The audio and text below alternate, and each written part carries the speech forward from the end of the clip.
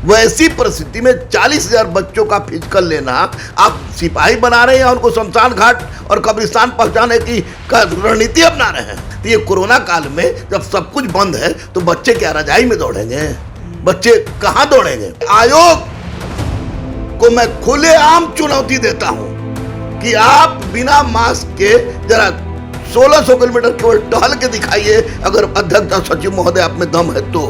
नहीं तो लिख के दे आयोग, अध्यक्ष और सचिव दोनों, कि अगर एक बच्चा भी कोरोना पॉजिटिव निकल गया तो उसकी सारी उत्तरदायी वो लेगा।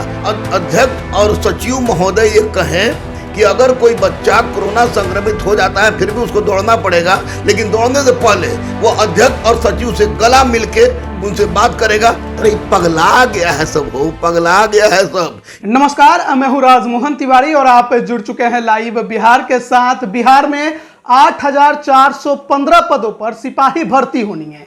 इसकी पीटी परीक्षा की रिजल्ट दिसंबर 2021 में आई, जिसमें लगभग 40,000 के आसपास अभ्यर्थियों को सफल घोषित किया गया और इन अभ्यर्थियों का फिजिकल टेस्ट लिया जाना है 28 जनवरी से। लेकिन कोरोना का जिस प्रकार माहौल बना है, जिस वजह से कई चीजों पर प्रतिबंध लगा दिया गया है, इसके बावजूद भी फिजिकल को स्थगित नहीं किया जा रहा है। आखिर क्यों? इस पर बात करेंगे। हमारे साथ गुरु रहमान सर। सर, किस प्रकार देख रहे हैं जो कुछ अभी चल रहा है? 28 जनवरी से फिजिकल है लेकिन स्थगित नहीं किया जा रहा है। अभ्यर्थी कह रहे हैं कि इसे आगे बढ़ा देना चाहिए। कोरोना जिस प्रकार से लगातार रफ्तार के साथ आगे बढ़ रहा है।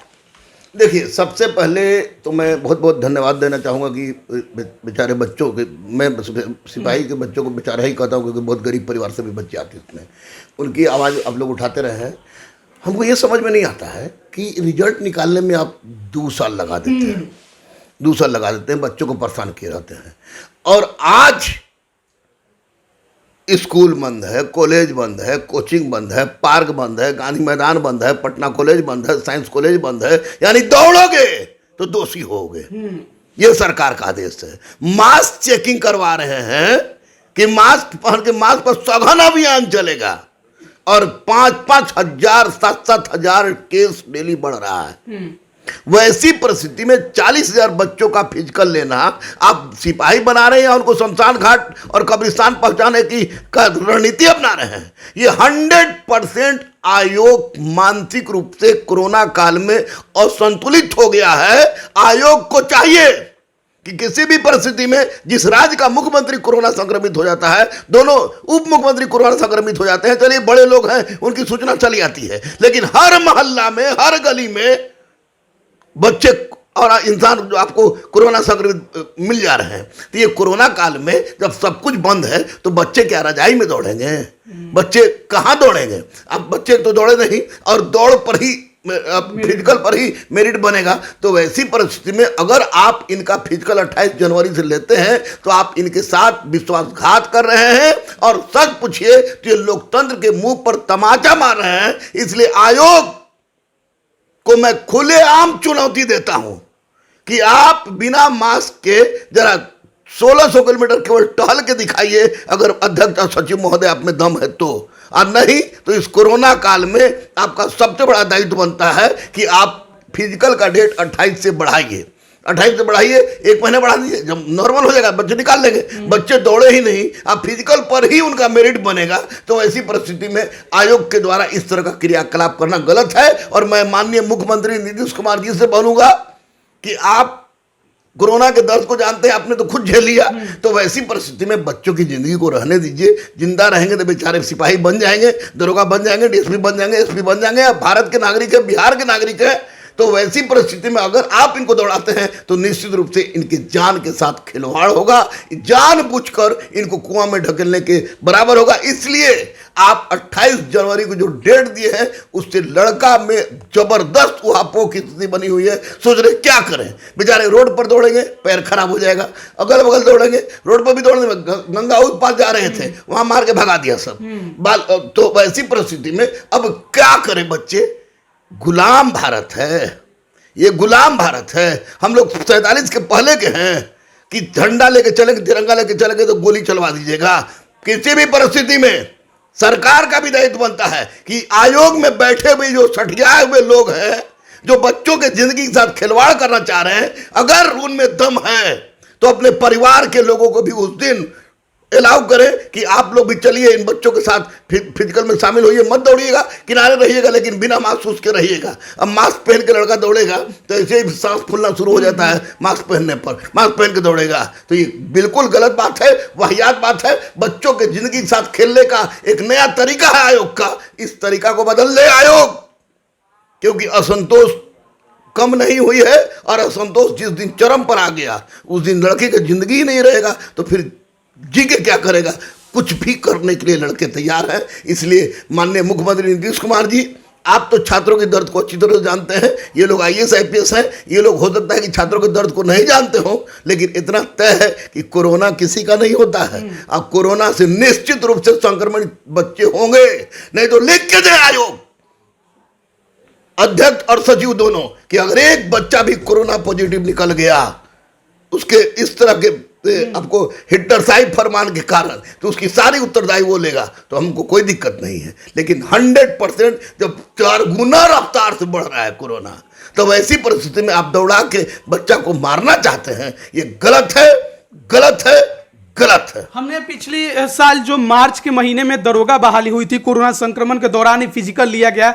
ऐसे में कई ऐसे अभ्यर्थी थे जो कोरोना संक्रमित हो गए थे, उन्होंने आवेदन दिया, आयोग में आवेदन को एक्सेप्ट किया गया, बाद में उनका एडमिट कार्ड कैंसिल कर दिया गया, उन्हें फिजिकल से वंचित कर दिया गया। ऐसा मामला हाल ही में एक जनता दरबार, CM जी के जनता दरबार में पहुंचा था। उस अभ्यर्थी का साफ कहना था कि कोरोना संक्रमित था मैं, और कोरोना संक्रमित अभ्यर्थियों को दौड़ने की इजाजत नहीं होती है, किसी भी प्रकार के प्रतियोगिता परीक्षा में कहीं भी जाने की जल्दी इजाजत नहीं होती है, तो ऐसे में वो फिजिकल नहीं दे पाते हैं। तो अगर इस दौरान अगर आयोग लेता है और कोई अभ्यर्थी संक्रमित होता है, उसकी शारीरिक दक्षता परीक्षा नहीं होती है, तो आयोग क्या करेगा? उनका क्या फिजिकल होगा, नहीं होगा, क्या होगा? क्योंकि अभी वो मामला अभी तक मेडिकल वाला दरोगा बहाली का कोर्ट में चला गया है। क्या ऐसा ही कुछ फिर से देखने को मिल? देखिए, मैंने आपको एक बात कहा था कि 2446 जो सफल हुए हैं उनको कोई मरिए जाता है तब भी वो रुकेंगे, बाकी सब दरोगा है।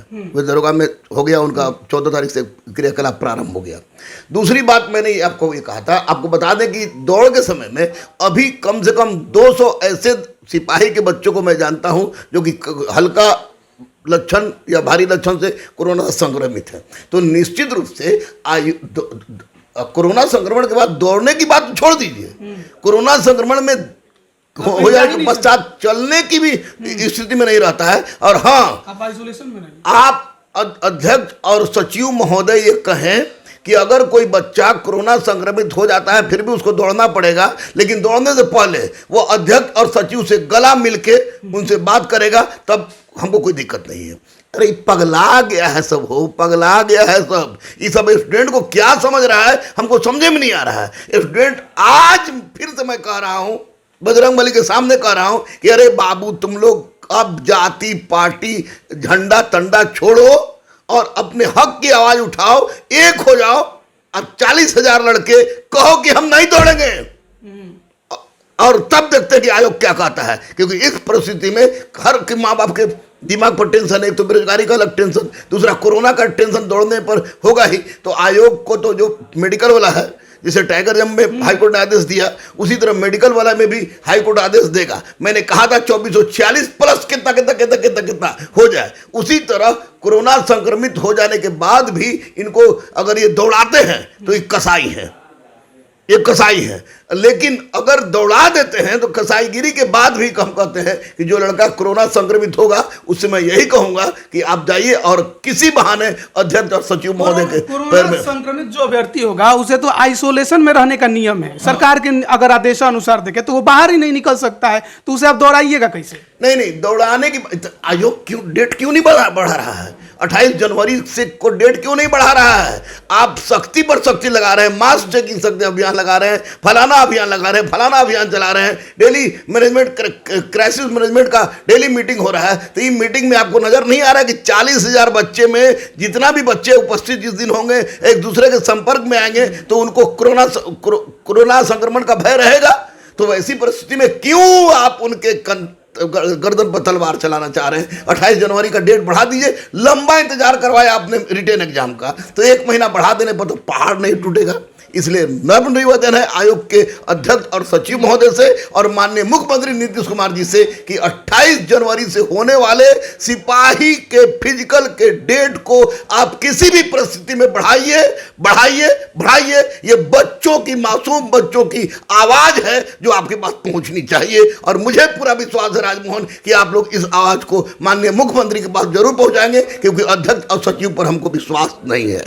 चलिए, बहुत बहुत धन्यवाद सर। तो जो 8,415 सिपाही भर्ती का फिजिकल टेस्ट होना है 28 जनवरी से, उसको लेकर अभ्यर्थियों में काफी कुछ भय की स्थिति बनी हुई है, क्योंकि कोरोना जो है वो लगातार प्रतिदिन रफ्तार के साथ ही आगे बढ़ रहा है, वो घट नहीं रहा है, संक्रमण दर लगातार बढ़ रहे हैं। ऐसे में आखिरकार आयोग क्यों अड़ा हुआ है कि वो फिजिकल टेस्ट लेगा? अगर नहीं लेना है तो इस संबंध में जल्द से जल्द उसे नोटिफिकेशन जारी करनी चाहिए, क्योंकि अभ्यर्थियों के पास भी फिलहाल तैयारी करने के लिए कोई जगह नहीं बचा है। हर जगह सब कुछ बंदी चल रही है और कोरोना संक्रमण के इस दौर में आखिरकार आयोग चाहता क्या है, क्या कुछ होगा आगे, अब देखने वाली बात होगी। लेकिन फिलहाल सर का भी जैसे कहना है और अभ्यर्थी तमाम ये गुहार भी लगा रहे हैं कि आयोग इस पर जल्द से जल्द कार्रवाई करे। फिलहाल इस फिजिकल टेस्ट को स्थगित कर दिया जाए और जब कोरोना का संक्रमण थोड़ा रुकेगा तब जाकर इसे लिया जाए। अब देखना होगा कि आयोग क्या इस पर निर्णय लेता है। आप बने रहिए लाइव बिहार के साथ। आप सभी का बहुत बहुत धन्यवाद। लाइव बिहार